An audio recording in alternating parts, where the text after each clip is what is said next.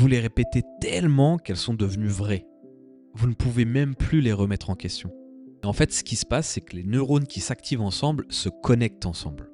Donc répéter une histoire assez longtemps, elle devient votre câblage neuronal. Mais le motif d'espoir, c'est que votre cerveau génère 700 nouveaux neurones chaque jour. Ce sont des cellules de la transformation qui peuvent littéralement vous aider à recâbler votre histoire.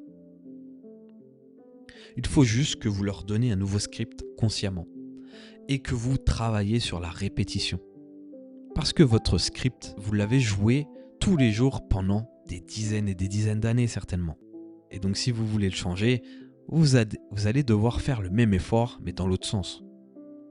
Et maintenant, si on reprend l'exemple de Claire et qu'on imagine qu'elle a commencé son travail pour changer son script. Comme ça peut vous aider visuellement à voir comment vous pourriez faire vous de votre côté.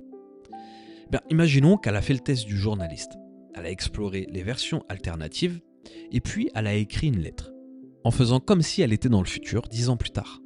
Et qu'elle écrit une lettre à la Claire de 2025. Voici ce qu'elle écrit. Chère Claire de 2025, je t'écris de 2035. Je suis directrice maintenant. Oui, toi qui pensais ne pas être faite pour les responsabilités. Tu sais ce qui a changé ? J'ai arrêté de jouer le spectacle de mes 7 ans. J'ai compris que l'absence de papa ce jour-là pouvait en dire sur lui, mais certainement pas sur moi. J'ai commencé petit, j'ai ajouté jusqu'à maintenant à mes peurs, puis j'ai postulé. J'ai été refusé, plusieurs fois même.